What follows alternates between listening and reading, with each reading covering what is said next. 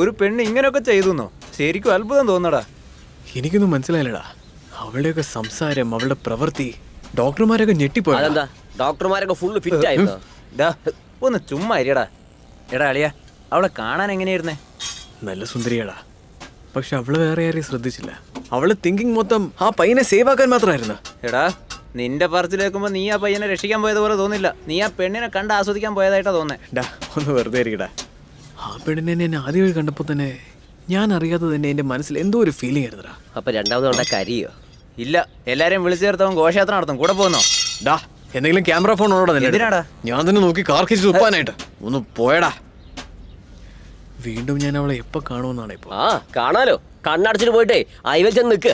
മണൽ കൊണ്ടുവന്ന ടിപ്പർ ലോറിയില്ലേ, നിന്റെ ദേഹത്ത് ഭംഗിയായിട്ട് വന്ന് ഇടിക്കും. അപ്പൊ നിന്റെ കാമുകിയില്ലേ സ്ലോ മോഷനിൽ വന്ന് നിന്നെ രക്ഷിക്കും. അപ്പൊ നീ നല്ലോണം കണ്ടോ. എടാ അളിയ, നീ ഇങ്ങനെ ടെൻഷൻ അടിക്കണ്ട. നിന്റെ മണ്ടക്കകത്ത് പ്രേമരോഗം തുടങ്ങിയെന്നാ തോന്നേ. അങ്ങനെയൊന്നുമില്ല, നീ ചോദിച്ചു നോക്ക്. രഘു, നീ ഇവിടെ എന്തെടുക്കുവാ? എന്ത് പറയാനാ, ഇവന്റെ ഷോപ്പില് ഫ്യൂസ് പോയ ബൾബ് പോലെ ഒരുത്തനുണ്ടാവില്ലേ, അവന്റെ അടുത്ത് സ്പെയർ പാർട്സ് വാങ്ങാൻ വേണ്ടിയേ എന്റെ വണ്ടി കൊടുത്തേച്ചവൻ. 3 മണിക്കൂറായി, പോയവനെ കാണുന്നില്ല. എടാ സുരേഷേ, എടാ നിന്റെ തൊട്ടടുത്തിലടാ ഞാനുള്ളൂ. എന്തിനെങ്ങനെ അലർന്നേ? എടാ വന്നില്ലെങ്കിലേ ഇതെല്ലാം കൊണ്ടുപോയി വിറ്റ് കളയാൻ പറഞ്ഞേക്കാം. പറയടാ. എന്തോന്ന് കാണുന്നില്ലെന്നോ? എടാ നല്ലോണം എല്ലായിടത്തും ഒന്ന് തിരയടാ. എന്താ പറ്റിയേ?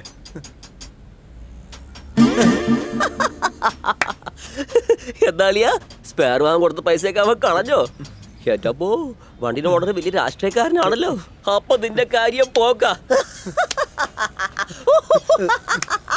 എടാ അവന്റെ കാശൊന്നും കളഞ്ഞു പോയില്ല. പിന്നെന്താ കളഞ്ഞു പോയത്? വണ്ടി കാണാനില്ലെന്ന്. ആരുടെ വണ്ടിയാ?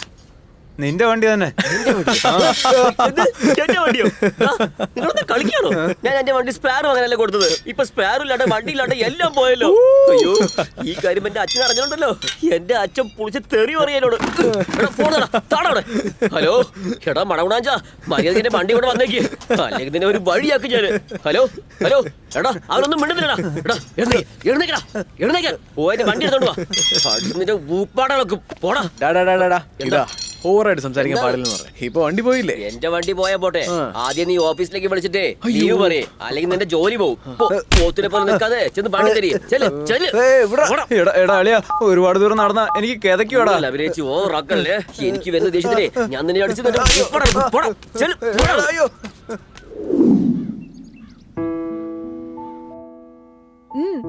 ചട്ടി നല്ല അടിപൊളിയായിട്ടുണ്ടമ്മേ.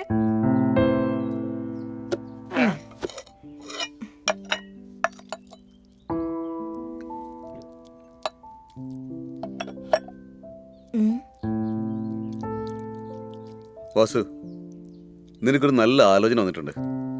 പെണ്ണ് നല്ല പഠിപ്പുള്ളതാ, വലിയ ജോലിയുണ്ട്. ആ കുടുംബത്തിൽ ഒരേ ഒരു പെണ്ണ, നമ്മുടെ വീടിന് ചേരുന്ന പെണ്ണ. ഞാൻ പോയി സംസാരിക്കട്ടെ? എന്താന്ന് പറ. അച്ഛൻ ചോദിക്കുന്ന കേട്ടില്ല, ഒന്നും മിണ്ടാതിരുന്ന അങ്ങനെ. അല്ലമ്മേ, ഇപ്പൊ എനിക്ക് കല്യാണം ഒന്നും വേണ്ട, കുറച്ച് ദിവസം കഴിഞ്ഞിട്ട് നോക്കാം. നിനക്ക് വയസ്സ് കൂടിക്കൊണ്ടിരിക്കുക. നിന്റെ കൂട്ടുകാരൊക്കെ പണ്ടേ കല്യാണം കഴിച്ച് പിള്ളേരുമായി. ശരി, എപ്പോ കല്യാണം കഴിക്കാനാ നിന്റെ പ്ലാൻ? പറ വാസു. അല്ലച്ചാ, ഞാനൊരു പെണ്ണിനെ പ്രേമിക്കുന്നുണ്ട്. നിന്നൊരു പെണ്ണ് പ്രേമിക്കുന്നോ? പാവോടാ പെണ്ണ്. ഡി മിണ്ടാതിരിക്കെ. ആരാ മോനെ കൊച്ച്? അമ്മേ, ഞാൻ പോലും 2 തവണ കണ്ടിട്ടുള്ളൂ. അവളുടെ പേര് പ്രിയങ്ക എന്നാ. വേറെ ഒന്നും എനിക്കറിയില്ലമ്മേ. നെക്സ്റ്റ് ടൈം കാണുമ്പോൾ തീർച്ചയായിട്ടും ഫുൾ ഡീറ്റെയിൽ ആയിട്ട് വരാമേ. ഓ, വൺ സൈഡ്. ഇപ്പഴല്ലേ മനസ്സിലായത് നിന്നേക്ക് ഏത് പെണ്ണാടാ പ്രേമിക്കാൻ പോന്നേ? എന്താടാ ഈ പറയുന്നേ? പ്രേമിക്കുന്നു പറയുന്നു, എന്നിട്ട് ആ പെണ്ണിന്റെ ഒരു ഡീറ്റെയിലും അറിയില്ല. കല്യാണം കഴിക്കാതിരിക്കാൻ ഇതൊരു കാര്യമാണോ? അങ്ങനെയല്ലച്ചാ, എനിക്കൊരു മാസം സമയം താച്ചാ. സമ്മതിച്ചു, പക്ഷെ ഇപ്പൊ ഒന്നരോട് ഞാൻ എന്ത് പറയും? അമ്മേ, അതെ, അവൻ ഇതുവരെ അവന്റെ ഒരു ഇഷ്ടവും പറഞ്ഞിട്ടില്ലല്ലോ. ആദ്യമായിട്ട് ചോദിക്കുന്നല്ലേ. നമുക്കൊന്ന് ശ്രമിച്ചു നോക്കാം. ശരിടാ, 1 മാസമല്ല, നീ 6 മാസം എടുത്തു. അതിനുള്ളിൽ ആ പെണ്ണെ കെട്ടാൻ പറ്റിയില്ലെങ്കിൽ ഞങ്ങൾ പറയുന്നത് നീ കേൾക്കണം. ഓക്കെ അച്ഛാ, താങ്ക്സ് അമ്മേ.